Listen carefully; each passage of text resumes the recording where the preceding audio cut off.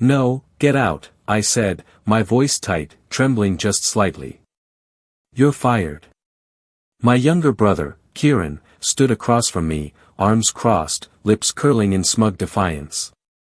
The man I had raised, trained, and trusted now looked at me like a stranger. 11 years I had poured into the family business, 11 years of late nights, skipped meals, and missed birthdays, and he tossed me aside over a petty disagreement. I didn't argue. I silently gathered my things from my corner office, the walls that once echoed with our victories now feeling cold and hostile.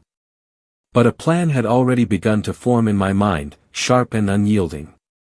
Kieran's arrogance would be his downfall. There was a ledger hidden in the vault, a record of misdeeds, embezzlement, and manipulation. I knew where it was, behind a painting he always thought no one noticed. Thursday would be interesting. I wouldn't just leave. I would dismantle everything he thought he owned. Before I continue, hit that subscribe button and drop a comment below telling me where you're watching from. It helps me know we're building this story together. The boardroom had been tense before I was fired. The hum of projectors, the faint scent of stale coffee, and Kieran's voice slicing through the room. You're living in the past, Dad. Let go. I clenched my fists around a manila folder, my knuckles white. The room was silent. Colleagues I had mentored, guided, and trusted now avoided my gaze, their eyes flicking nervously to the floor. My heart sank, but anger bubbled beneath the surface. You're fired, Kieran repeated, his tone cold, merciless. He tossed my folder onto the polished table. Papers fluttered like wounded birds. Progress doesn't care about your sacrifices. I rose slowly, the chair scraping the floor, echoing through the room. My voice was calm but carried the weight of years. You forget who built this company, Kieran. He smirked, eyes sharp. I remember. And I'm improving it. Goodbye, old man. I left the room, but not without seeing the cracks in his empire. The safe. The ledger. The evidence. Everything I needed was there. The building I had built with my blood, sweat, and tears now seemed like a hollow shell, but I had the tools to bring it to its knees. The hallway reflected my shadow, long and distorted. My office door stood ajar, the sanctuary now violated. On my desk, a photo of my late wife, Mara, smiled back at me, a reminder of the world I had fought to protect. I slipped it into my pocket, leaving plaques, awards, and meaningless trinkets behind. Passing by the assistant's desk, I brushed a folder marked, confidential. My pulse quickened. Kieran's voice echoed faintly from the boardroom, now we're free. Free from what? From me? From the truth? I stepped into the elevator, the steel doors closing with a soft ding. My reflection stared back, Mara's photo warm against my chest. He thought he had won, but I knew where the real power lay, behind that painting in his office, inside the vault, hidden from the world. My home smelled of old coffee and paper, memories of hard work and late nights. I spread out the files I had taken, the numbers, transactions, and signatures that painted a picture of greed and betrayal. Mara's photo rested beside me, her presence a compass guiding my plan. I called an old lawyer friend, Marcus. Kieran's hiding something, I said. I need advice. Marcus's voice was gruff. Careful. He's not the boy you raised. This could get messy. I didn't care. Justice demanded risk. Mara's words echoed. Justice, not revenge. But sometimes, justice needed a hand to steer it. At night, I crept back to the office under the cover of darkness. The rain-slicked streets glistened under the city lights. My old key turned in the lock, hesitant, creaking. No alarms, no guards. Years of knowing these halls guided my steps. The office was quiet, smelling faintly of Kieran's cologne and polished wood. I eased the painting aside, my heart thudded, and there it was, the vault. I dialed the combination, guessing at the numbers he never thought anyone would try. Click. Open. The ledger lay inside, pages whispering secrets. Fraud, offshore accounts, embezzlement. Photos of Kieran and his partners, their smug faces frozen in time. I tucked the ledger under my coat, feeling the weight of justice in my arms. Footsteps. A guard. I ducked behind the desk, breath shallow, heart hammering. He muttered to his radio and left. I waited, counting each second like a lifetime, then slipped out into the cold night. Back home, I spread the ledger across the kitchen table, Mara's photo beside it. Her eyes seemed to watch me, urging precision and patience. This was not about revenge. It was about reclaiming what was rightfully mine, exposing the truth, and ensuring Kieran could never harm anyone else. The city slept, unaware that a storm had begun. And I, armed with knowledge, patience, and fury, was ready to bring it. If you're enjoying the story so far, like the video and subscribe for part 2, where Kieran's empire starts to crumble under the weight of his secrets. The city was quiet, but I could feel its pulse in every street lamp, every distant horn. I sat at my kitchen table, Mara's photo in front of me, the ledger spread out like a roadmap to Kieran's downfall. The numbers were clear, damning. Offshore accounts, fraudulent invoices, hidden transfers, he had built his empire on lies. And now, I held the proof. I called Marcus, my lawyer. "I've got it," I whispered. "Everything." There was a pause. Then, Marcus's voice, low and tense. "This is dangerous. Kieran won't go quietly. He's paranoid. He'll notice." I didn't respond. I was already planning the next steps. Knowledge was only half the battle.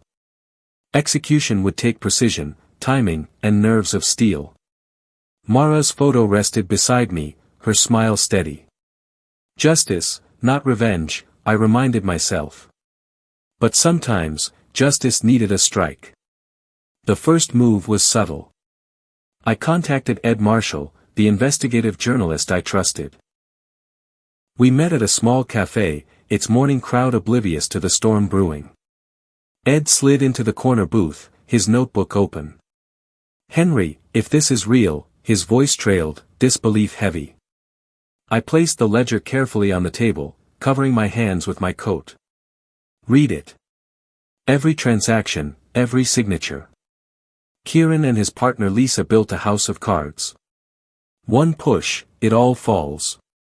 He flipped through the pages, eyebrows furrowing. This is explosive. If this leaks, Bright Path collapses." "Exactly." I nodded. "It will. But carefully. No names yet. Just the facts." Ed looked up, eyes sharp. "You want me to dig deeper?" "Exactly. Find corroboration, build the story. And don't alert him." Outside, the streets glistened from the early drizzle. Chicago was waking, unaware that its brightest rising star, Bright Path Solutions, was about to face a reckoning. I slipped back into my car, the ledger hidden under the seat, Mara's photo in my pocket, a talisman and reminder of why I fought. That evening, I returned to the building. Alone. The lights were dim, the security cameras predictable. Years of walking these halls taught me every blind spot, every shortcut. I didn't need stealth. I needed timing. Kieran's office was quiet. The painting above the vault stared back at me, smug in its permanence. I reached up, removed it carefully, revealing the dialed safe. My heart pounded, but my hand stayed steady. Click. Open. Inside, the original ledger gleamed. Tax fraud, offshore accounts, forged signatures. I carefully replaced the pages I had previously taken with a few innocuous copies, leaving him none the wiser. The real power was now with me. Footsteps echoed in the corridor. Security. I flattened against the desk, heart hammering, breath shallow. A flashlight beam swept past. Then silence. My pulse slowed. The guard moved on. I left the building, slipping into the shadows. Rain-slick streets reflected the city lights like fractured mirrors. I drove home, the ledger now safe in my hidden drawer. My next step was coordination. Marcus, Ed, and a few trusted contacts would need to act in tandem. Precision. Timing. That night, I drafted the first email to Ed, check the offshore accounts, verify transactions, build proof.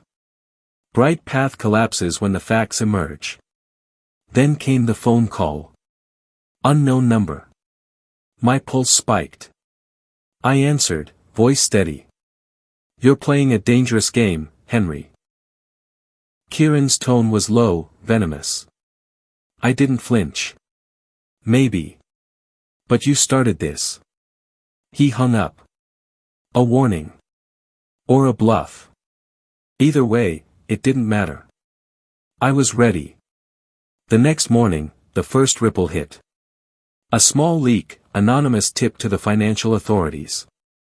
Ed's investigation was quietly underway. Kieran was blindsided. Papers shuffled frantically across his glass desk. Lisa's heels clicked on the polished floor as she tried to assess damage, her expression sharp but betraying panic. Numbers, she hissed. Our offshore accounts, someone's poking around. Kieran's face drained of color, his fingers tightening around his coffee cup. Impossible. The ledger is secure. It wasn't. Not anymore. I watched from my apartment, Mara's photo on the table. News notifications pinged quietly on my phone, anonymized reports of suspicious financial activity at Bright Path. Small tremors now, before the earthquake. My heart, steady but heavy, relished the knowledge. Justice was in motion. But Kieran wouldn't stop. I knew him too well. He'd counterattack, dig, threaten, perhaps even lie to hide his crimes. That's why Ed needed more proof, corroboration. Marcus had prepared legal contingencies. Every move I made was calculated. The storm was coming, and I would be the calm at its center. By nightfall, I reviewed the ledger again. Each page a roadmap, each number a weapon. Mara's smile guided me. I wasn't fighting Kieran out of anger alone. I was correcting a wrong, exposing greed, and reclaiming what was stolen. Then a shadow flickered past my window. I froze. Quick glance. Nothing. Just a trick of the rain and city lights. My hand rested on Mara's photo, grounding me. I whispered, soon. Justice, not revenge. But soon. If you're following this story, hit like and subscribe. Part 3 will be the climax, where Kieran's empire crumbles, the truth emerges, and justice finally catches up. You won't want to miss it.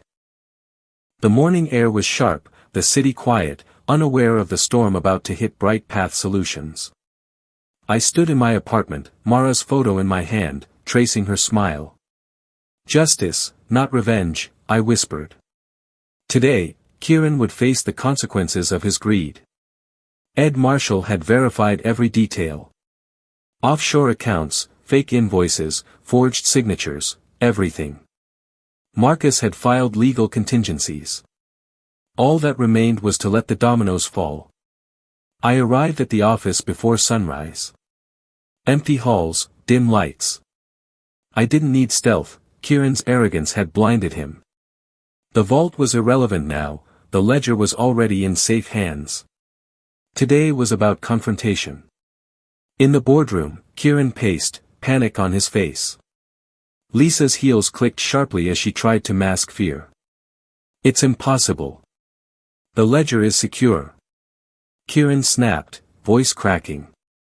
I stepped in slowly, Mara's photo heavy in my pocket. Hello, Kieran, I said, calm but steady.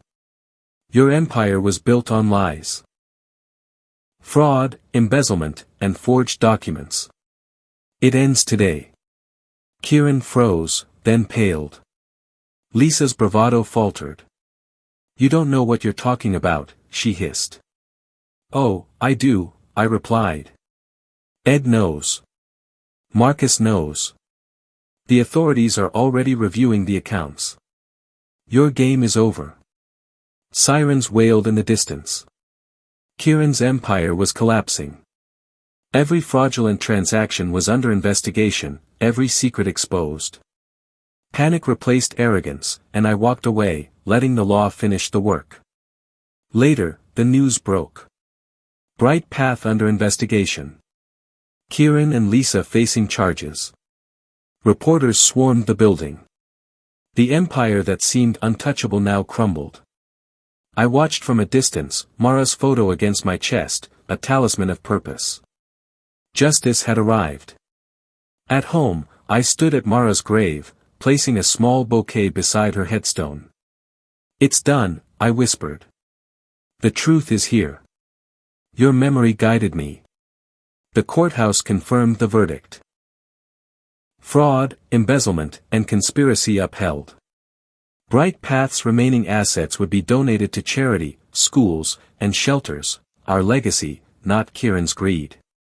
Back home, I placed Mara's photo on the mantle. Peace settled in my chest. Justice had been served, not for vengeance, but for truth, for Mara, and for the life we had built together. The city hummed quietly outside, unaware of the war that had ended within its walls. I sipped my coffee, Mara's smile eternal. For the first time in years, I felt alive, calm, and free.